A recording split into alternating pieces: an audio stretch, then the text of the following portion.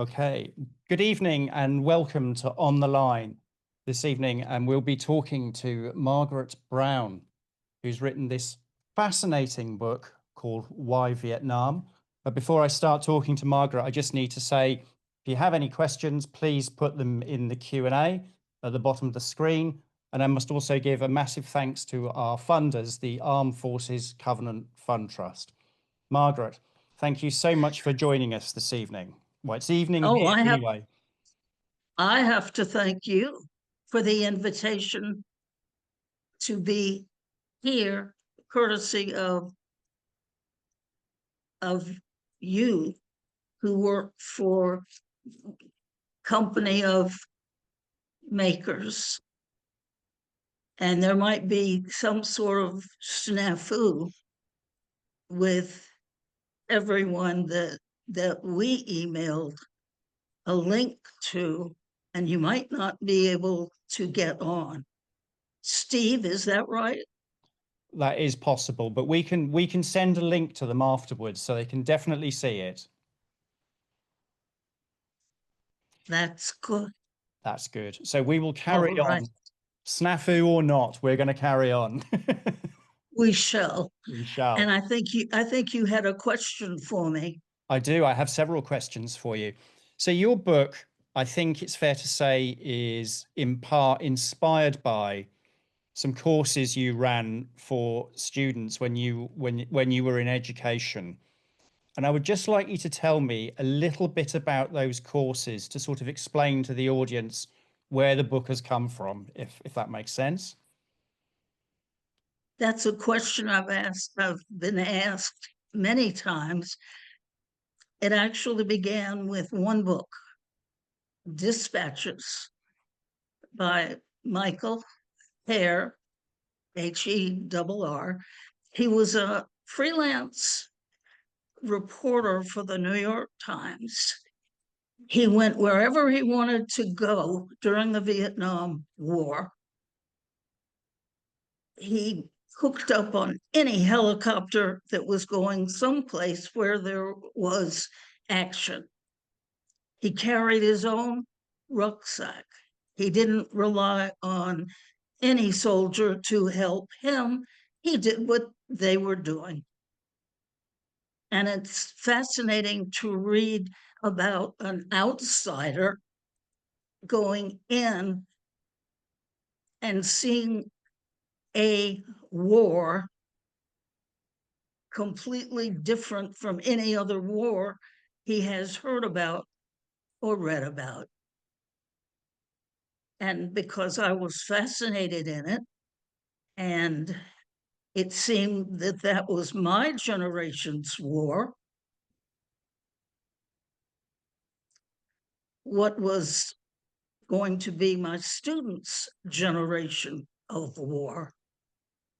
Maybe they could learn something, and I can learn something about what the Vietnam War was like, because the generation of my students is probably going to be faced with wars in the future, and there already have been wars past Vietnam that our students have watched. Mm. What was the reaction from the courses, from the students themselves, and indeed the veterans and their families who participated in the courses? What was the reaction, and how did you make this happen? It was curious because I found a group of local veterans, and they agreed that it sounded interesting if they would like to come and maybe talk to a maybe just come and listen, or maybe talk to a few students. They weren't sure. And so the one Thursday evening that began it, I had one Vietnam veteran show up, and he sat in the front of a very, very small auditorium. And I had 20 students who showed up to talk to Bobby. And Bobby was not afraid to come to a college because he worked at Radford University. Other veterans did not want to come to a college because of the way that they were treated when they came home by college students, by young adults. The first question that Bobby was asked, how many people did you kill? And I did not know what to do. I was not prepared for a question like that. I should have been. I'm looking at my 19-year-old students who've grown up with all kinds of games of violence and war, and I should have been prepared for that. But when the question came out, I didn't say anything because Bobby stood up and he said, I'll answer that. He said, I don't know. He said, you get fired on and you get down or you hide as fast as you can. And when the firing stops, I'm not going to go in any fucking jungle to look after this man who's been firing at me. He's either dead or he's waiting for reinforcements, which I don't want to find out about. Or what also happens is the VC have pulled the dead body into one of the tunnels to play with our heads, to all of a sudden make a dead body disappear. And my student sat down, and then my students figured they could ask him anything that they wanted to. And it lasted 2.5 hours. Wow. And Bobby just talked and talked, and my students just listened and they made notes and they whispered together. And after 2.5 hours, I really thought Bobby had enough. And I asked my students to please save their questions for next Thursday. And they did not want Bobby to go. He got up to leave and my students followed him. It was an incredible evening after a terrible question beginning.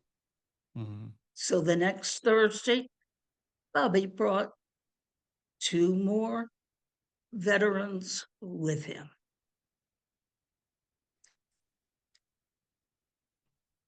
What impact did it have on Bobby doing this?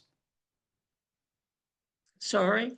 When after Bobby had done the first Thursday evening, what impact did the session have on him? These were on Thursday evenings, and one section of my Vietnam course was a Monday, Wednesday, Friday.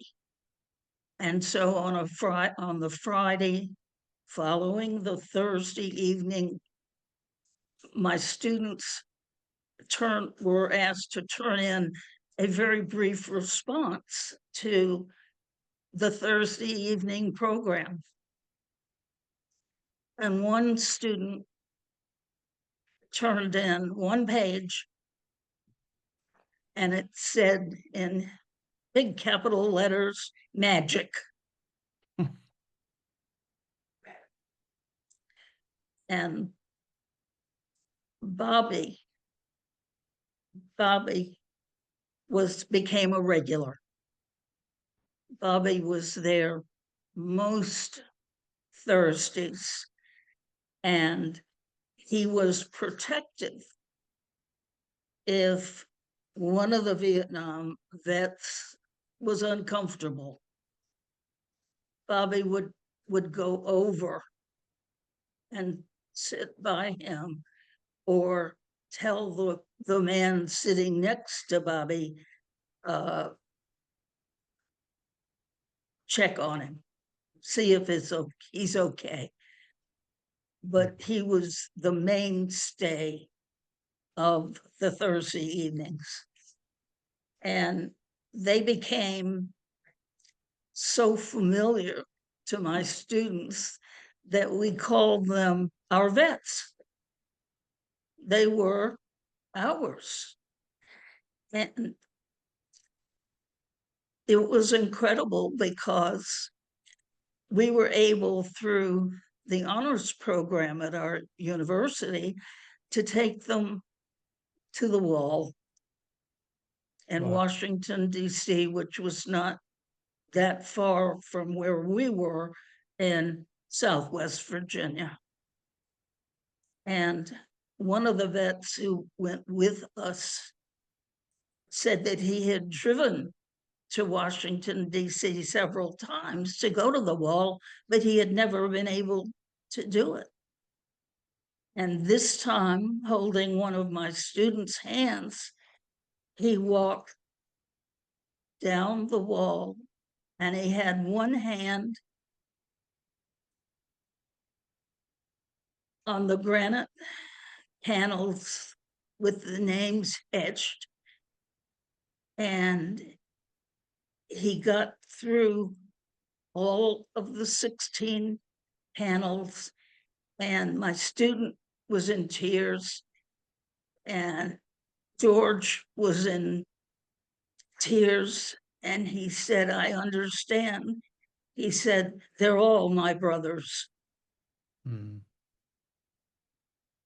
And later, they took us to Rolling Thunder, which unfortunately this year has been changed considerably.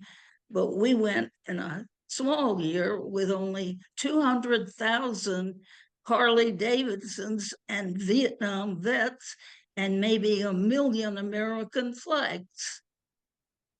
In the 60s, you couldn't wear an American flag. But during Rolling Thunder, their dogs wore American flags. They had bandanas made with American flags.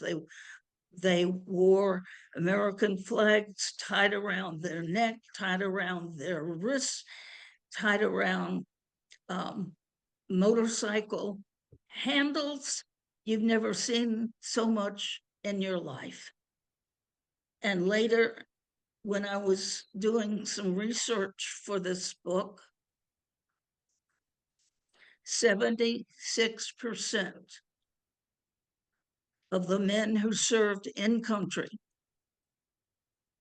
would go again. Mm.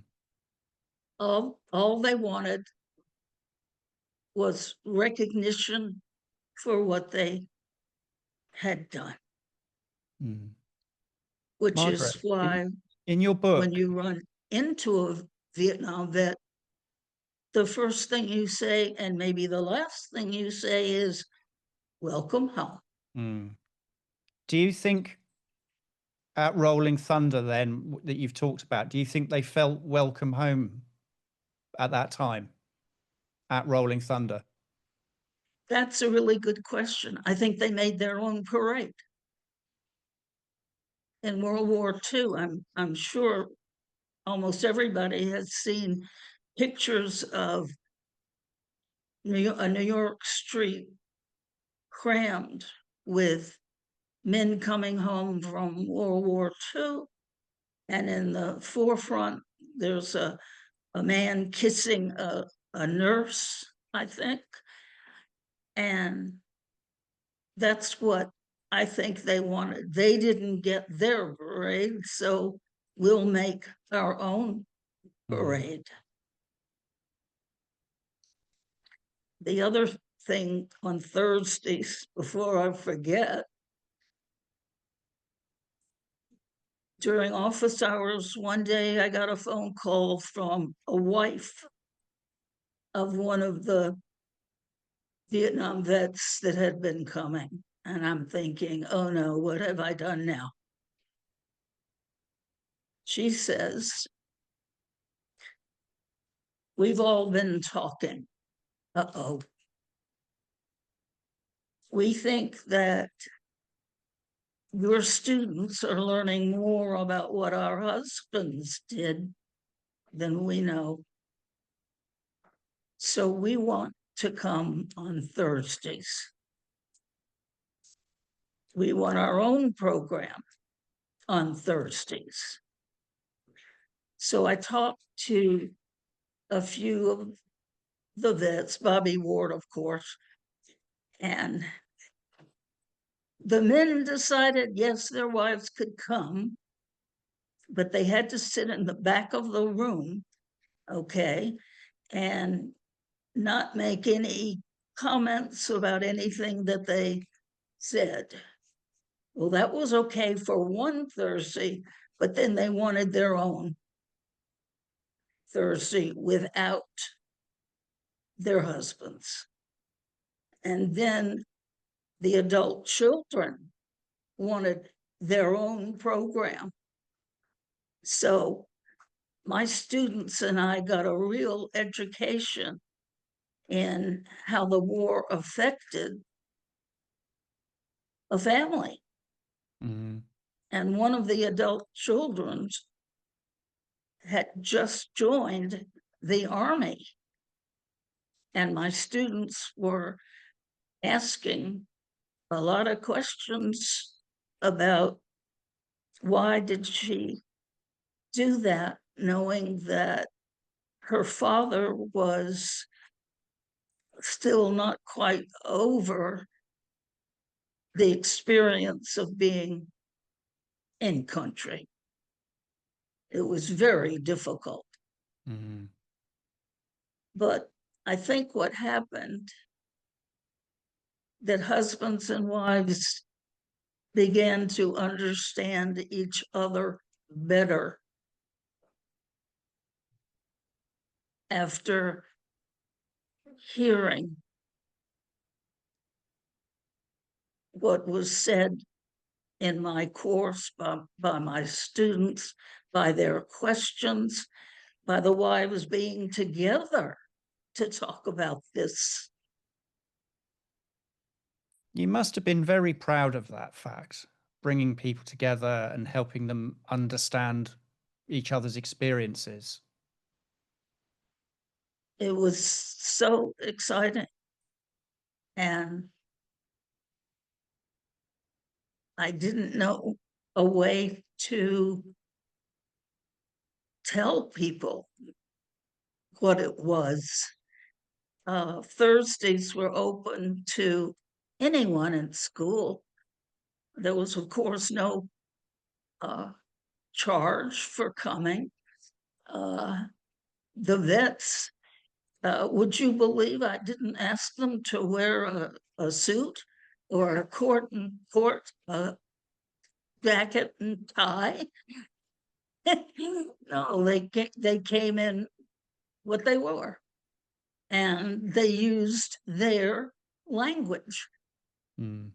And a lot of people,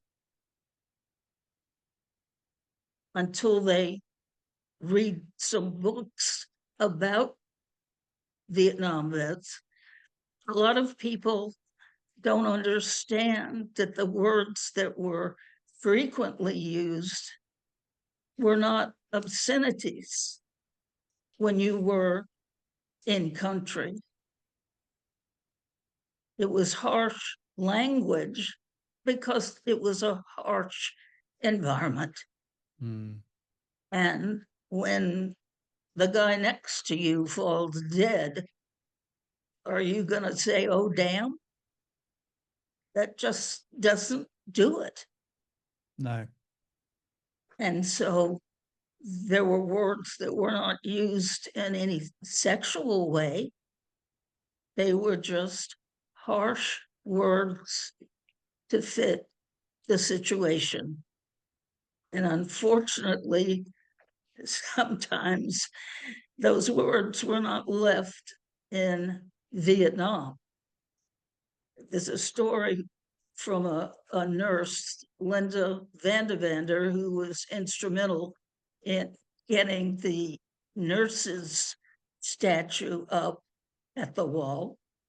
She was home the first Thanksgiving, and her mother, of course, had the linen tablecloths and the napkins and the polished silver, and the grandmother and the grandfather and all the little children. And Linda is there and she says, "Oh, somebody pass the fucking potatoes." And Linda's mother tugged her, "Come into the kitchen, please." And she tells Linda she can't say that over here. That maybe it was okay over there, but it was not okay over here. And she didn't want to hear that again. But that was one result that the soldiers came home with. Mhm. In your book, you feature a lot of poetry. And I think, having read the book, I think my experience is a lot of people who've served in the armed forces often use poetry as a way of talking about things that you can't easily explain. Tell me a bit about the poetry in your book.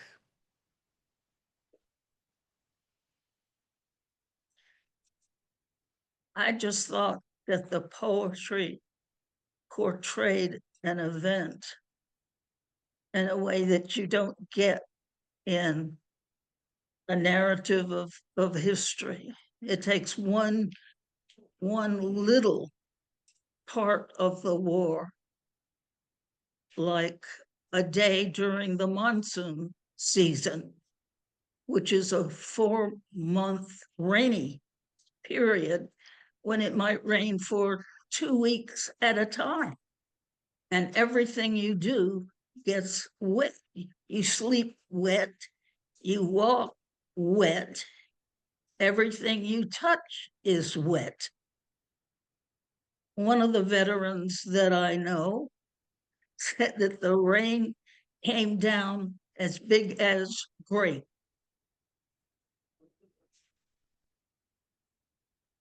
And how do you convey that unless it's in a poem that gives it a context? Called The Weather in Vietnam.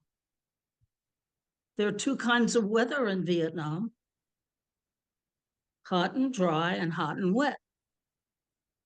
During the hot and dry, the dust is as fine as talcum powder and hangs like a gritty mist in the air.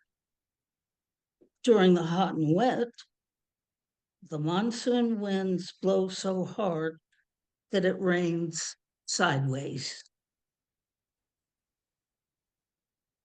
And Larry Rotman wrote most of his poems while he was in country. So poetry was a very, very important way of them expressing themselves, wasn't it? It is, and they surprised themselves at how well they could express themselves in poetry. And I know in your organization, Company of Makers, you have workshops that include poetry, either a veteran teaching poetry or a veteran coming to experience what poetry can do, and perhaps experimenting with his own poetry, because your company is all about veterans. It is. And well, Jack, who teaches the poetry, is a veteran himself, and it is a group of veterans that are being taught. And I agree with you. I've seen firsthand the power of poetry to sort of talk about things in a way that expresses some sometimes quite dark thoughts or some difficult experiences. What's also interesting about poetry is it was often used as psychological warfare. Someone determined that the North Vietnamese were susceptible to messages written in a poetry style. So there were South Vietnamese people writing poems, putting them on leaflets that were often distributed after a battle, flown there by the Air Force, and the leaflets scattered in that area. That was part of the psychological warfare component.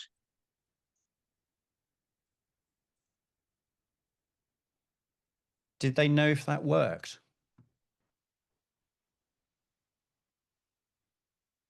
I think it might have worked more than some of the other programs that we tried, like Hearts and Minds, which was having soldiers go into a ville and go to a hooch, find out who's there, and offer some kind of relief. Is there a sick child? How can I help that sick child? How can I be a nice person even if I'm wearing a uniform? That's what Hearts and Minds was all about. And I don't think it was terribly successful. It didn't last very long.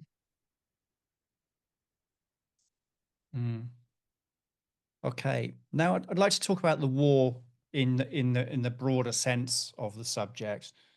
Why did the United States fight the Vietnam War?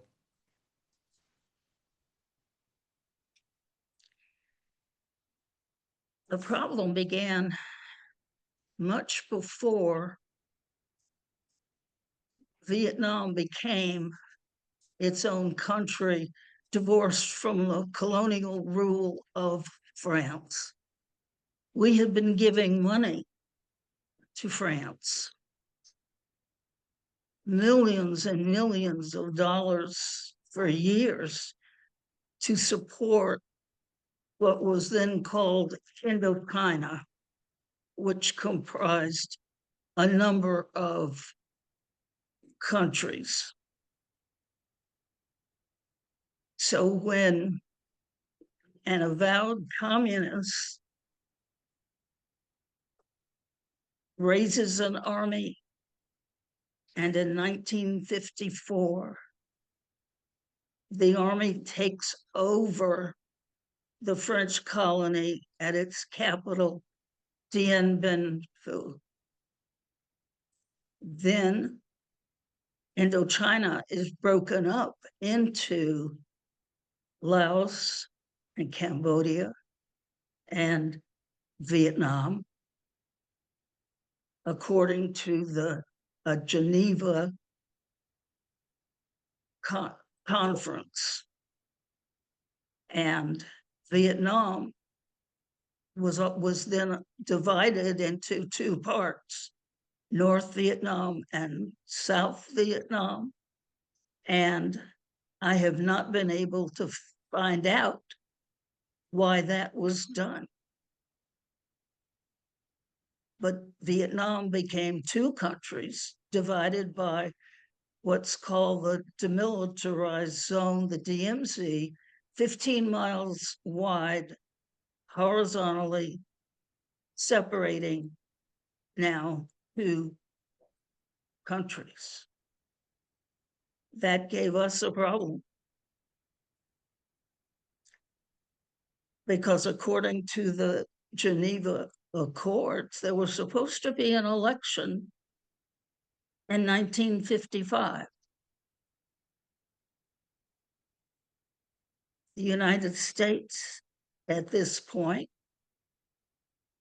was afraid that the North Vietnam was communist.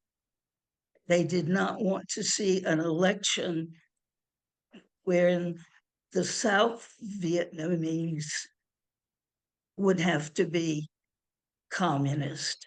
So the US blocked the election in 1955. And then, because of several of our foreign policy decisions, we supported South Vietnam. We believed, number one, in something called containment. Whenever anyone sees communism, you stamp it out as fast as you can. The other major foreign policy was the domino theory, first articulated by I Like Ike. Eisenhower saw three countries that could easily fall into communism. And if one fell, the next one would, and then the next one would, and then the next one would. And what was old Indochina would now all be communist countries. So what were we to do? We were still supporting South Vietnam. The leader, Diem, was assassinated the same year that Kennedy was assassinated in 1963. And there are all kinds of conspiracies, would you believe, about how the Vietnamese were behind the assassination of John Kennedy. You can even read a book about it, Tears of Autumn. Look it up.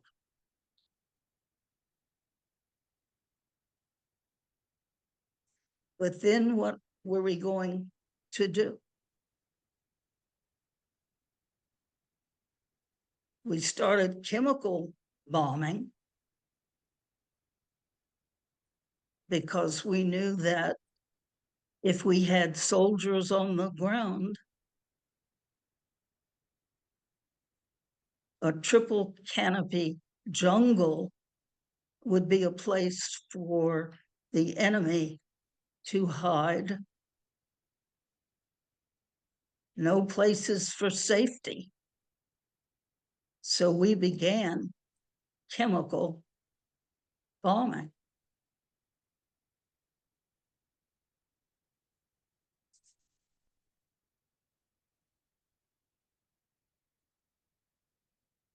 After that happened, we had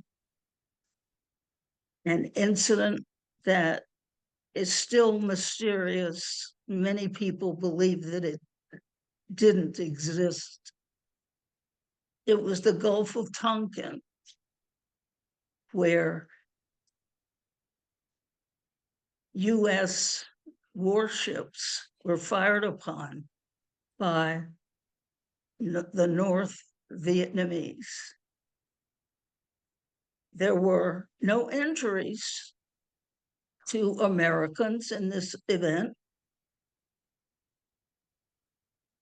There were no reported injuries to any Vietnamese in this event, but it was enough for Lyndon Johnson to ask Congress, can we declare a war? Can I act militarily? So there was a Gulf of Tonkin resolution, which gave Lyndon Johnson the ability to send troops to keep the North Vietnamese away from South Vietnam.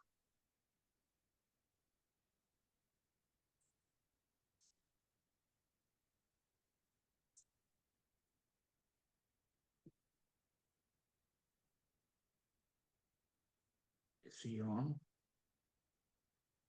So that's the reason why that was. So do you think the Gulf of Tonkin was an excuse, really?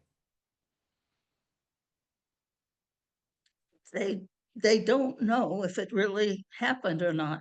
Mm. There's a North Vietnamese writer, and he has included in his book called The Sorrow of War. He has included in his book, here we go again, a poem called Phong's Song,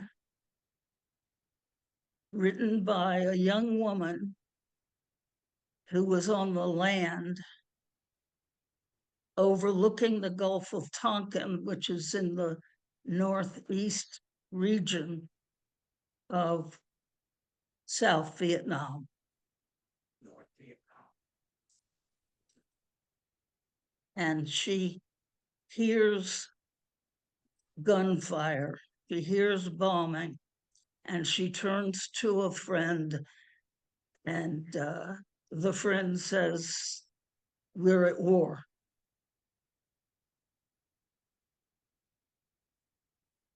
Mm. What do you think are the common misconceptions about the Vietnam War? Because the Vietnam War, whilst we're aware of it here in the UK, it's obviously the UK for the most part wasn't really involved in the Vietnam, well, not at all involved in the Vietnam War. So what do you think are the common misconceptions about the war?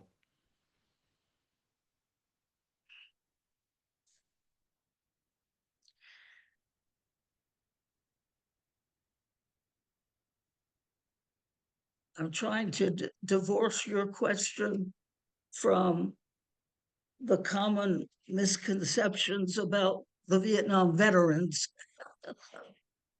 Well, When answer, Margaret, answer it as you feel fit. I mean, because obviously reading your book, there are lots of different stories, aren't there? There are lots of different people's experiences were all very different, of course. And it's, for me, with your book, it's just the sheer diversity of opinions and experiences is vast, isn't it, within the veteran community? But what would you say are the common misconceptions about the war from a veteran's perspective? Veteran's perspective. From a veteran's perspective. that's such a good question.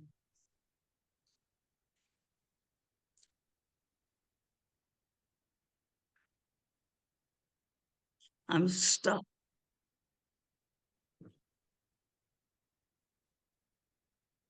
Should we move on then? Maybe talk about do you think, or does your book draw any conclusions about whether the Vietnam War was winnable from a US perspective?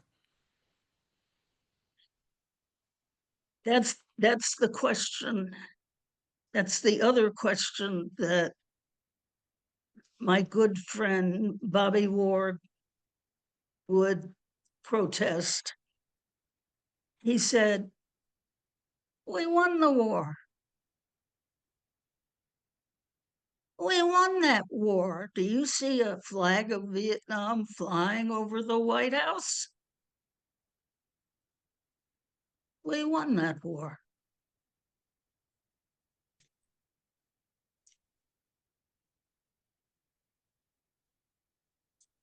Do you agree with that? No.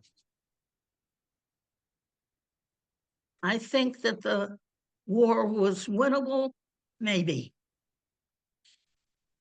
And the maybe comes from what I heard and what I read by the men who were in country.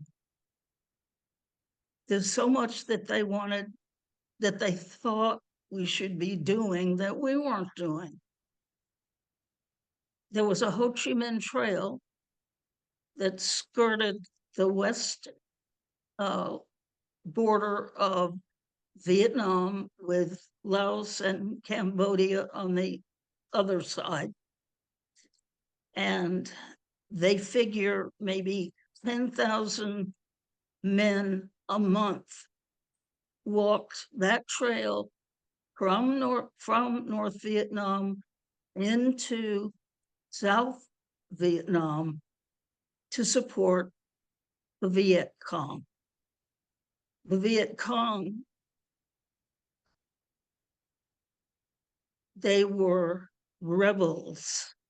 They lived in South Vietnam, but they were supportive of a communist country, a communist way of living. And so all these men that were coming down the Ho Chi Minh Trail were adding troops to the VC that we were fighting. We didn't close the trail. Sometimes the trail was big enough to let heavy machinery come down. The word trail is a misnomer, like a cave with Osama bin Laden full of computers. We don't think of that as a cave. Well, you have a trail. The other thing that the veterans say should have been done is to bomb North Vietnam into the Stone Age. We had the capability, but Johnson insisted that we have a limited war. If we were going to bomb North Vietnam into dirt, well, you have China on one side, a communist country. What is China going to do? We couldn't take that risk, even though most of the veterans say that's what we should have done. Mm. We had all the troops that we needed.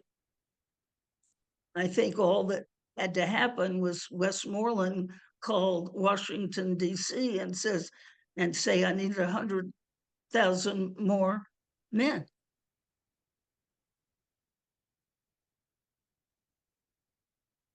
Mm. But I guess, of course, there would have been consequences for all of that, wouldn't it? So, you know. Yes. Yes, exactly. What do you think are the lessons of the Vietnam War for today?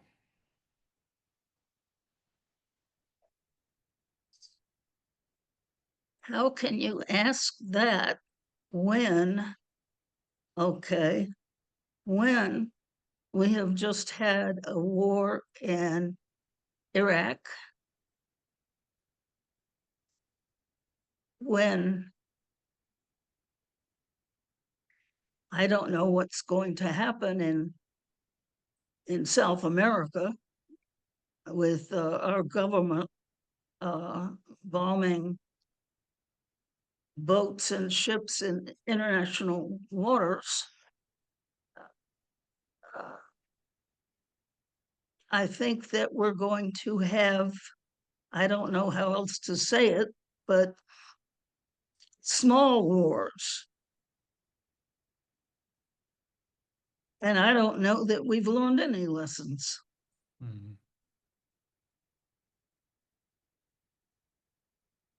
Yeah.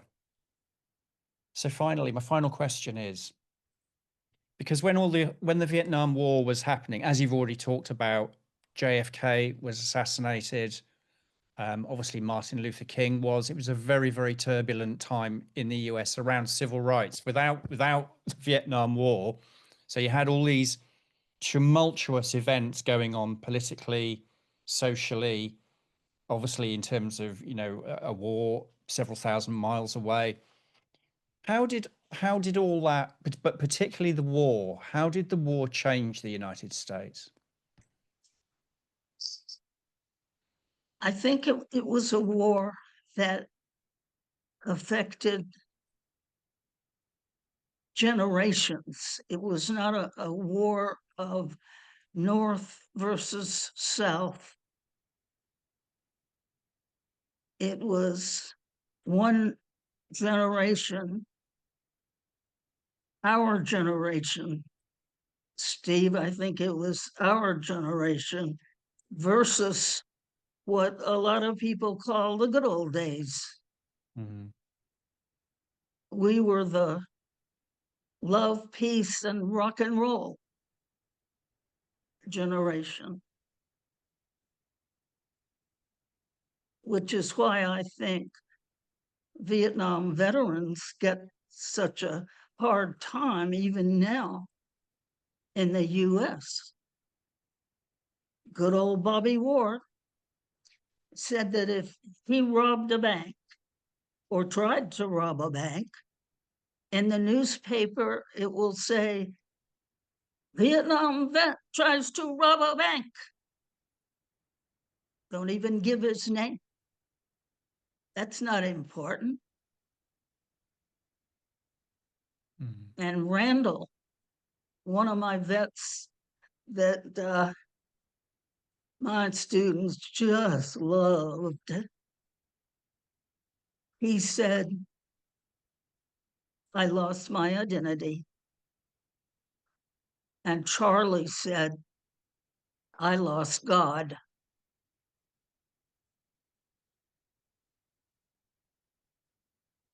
Mm. Yeah, it's the loss of innocence, isn't it? Yes. Absolutely. Margaret, it just leaves me to say thank you so much for agreeing to come on the podcast. It's been a fascinating conversation. I really enjoyed your book because it gave me an insight into the war that you don't get from, shall we say, a traditional history book. It's very much more about the voices of the veterans, and indeed from both sides of the conflict as well, because obviously you've done your best to incorporate that as well. And I think that's an important facet of what you've achieved with your book. And I just want to congratulate you on that. Thank you so much for your very kind words. It's hard to write nonfiction and get it into the public. That's not what the public traditionally wants to read. But then to try to get people to read a non-traditional, non fiction book. It's almost too much. Well, at the very least, I'm grateful for any compliments, believe me. well, I think you've made it difficult for yourself, but you've done a good job. Well done. And I think you've done your veterans justice in the book, and I hope they think that as well. Thank you.